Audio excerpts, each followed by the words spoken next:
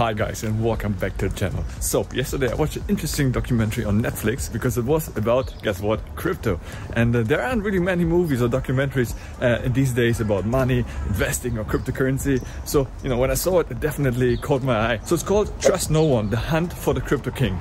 So quite intriguing. And of course, I don't want to spoil it. I want you to watch the movie yourself. But essentially it's a real story about one of the biggest, actually the biggest cryptocurrency exchange in Canada. So after watching this, I wanted to share my thoughts and basically what you can do to safeguard yourself from such scams in the future, right? Essentially, it was a big old Ponzi scheme where the guy, without much background, quickly built up one of the biggest sites that looked legit and basically capitalized on one of the biggest crypto bull run back in the time. So yeah, when it was so hot, everybody wanted to get in, and there wasn't really many places where you could buy your cryptos at the time. So what he did, basically he set up a quick page. He actually hired someone to do this, and yeah, essentially people were just plowing all the money in there to buy their cryptos.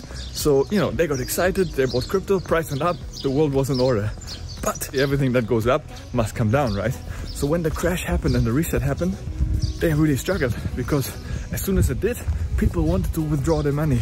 And that's where the trouble started. What he did, he actually didn't keep any of the keys or the cryptos with him. He actually transferred them to another exchange himself, so he could invest it for himself and grow his own money. And yeah, so as soon as people wanted to withdraw their own money and their own funds, it just wasn't possible. And that's basically when the house started collapsing, right? One gentleman almost lost 400,000 because he put all his money, all his savings in there, believing that this would make him rich. So again, also it shows you greed is never a good strategy to invest. So overall, definitely a worthwhile movie to watch, especially for somebody like you. If you're watching this, I guess you're into investing, stocks, cryptocurrency. So it's definitely interesting, a great learning lesson, especially since it really happened.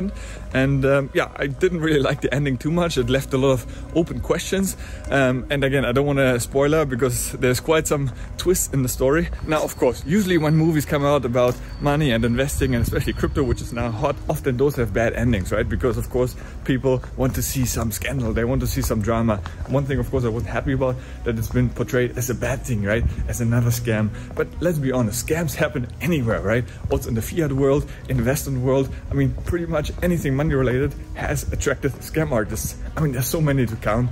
But just one recent one, for example, was a stock listed German company called Wirebank, which for many years was actually doing extremely well, was one of the hottest payment provider internationally.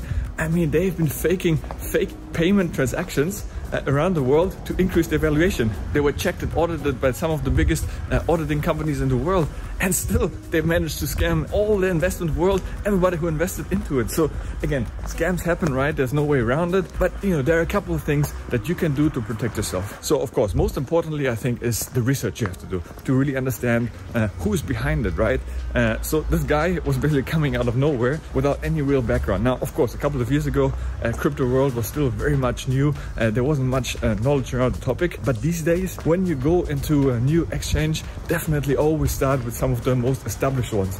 Myself, I do the same. I only invest into exchanges or brokers that have people that have a long track record, that have investors that are established and serious, right? Institutions, banks, because obviously they have done their due diligence. So do your homework, really invest a bit of time. You plan to invest a significant amount of your money into those exchanges. You obviously don't want to lose any of your money. So in terms of safety, probably one of the best one out there currently is Coinbase, because that's the only real major exchange that is stock listed. So being stock listed means they're subject to really tough scrutiny from SEC, from a lot of auditors. So they really being checked all the time. So that's probably one of the safest options you have at the moment to use as a crypto exchange. So another important tip that I always recommend, do regular withdrawals, meaning you basically take some of the funds that you have, either in cash or even crypto, try to liquidate some of them if you want, and see if they actually pay it out, how long it takes, what is the process.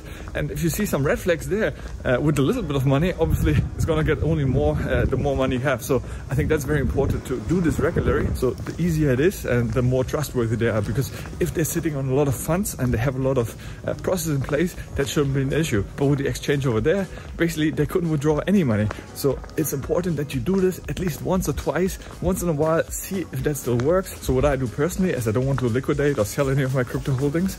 Basically, the beauty of cryptocurrency, you can send it easily to another wallet in another exchange, right? And this is what I do, because basically it doesn't cost you anything with many exchanges. This is free of charge. You can just transfer to another wallet. So as soon as you do this, it allows you to do this in a matter of minutes. Basically, your funds are moved from one to the other. And if you have a dodgy broker or a dodgy exchange, they wouldn't let you do this. There would be some hiccups, but if this goes smoothly, again, it just gives you that much more confidence that in case you need your funds, you can easily move them. And of course, very important to diversify your funds. I mean, myself, I have at the moment 3 crypto exchanges. I started off with Coinbase. Now I use mostly crypto.com and recently started adding Nexo. So, you know, spreading my funds across those 3. Of course, I don't want to lose any of the money, but worst case scenario, even if one goes down, I still have 2 backups. So I'm really trying to spread my risks there and make sure that I'm diversified, because it's still very new. There's still a big lack of regulation, and that's why I really like to prefer to spread my risks and make sure that I'm diversified in case something bad happens. You never know, right? These things happen, and when they happen, then it's too late. So I think it's important to, from the beginning, even if you have a small amount of money invested, make sure you spread them across different exchanges, see which one you like, which one is trustworthy, and yeah, as they go along, you can obviously put more or less into one or the other, but diversify your risks. I think that's very important. So yeah, guys, definitely really interesting one.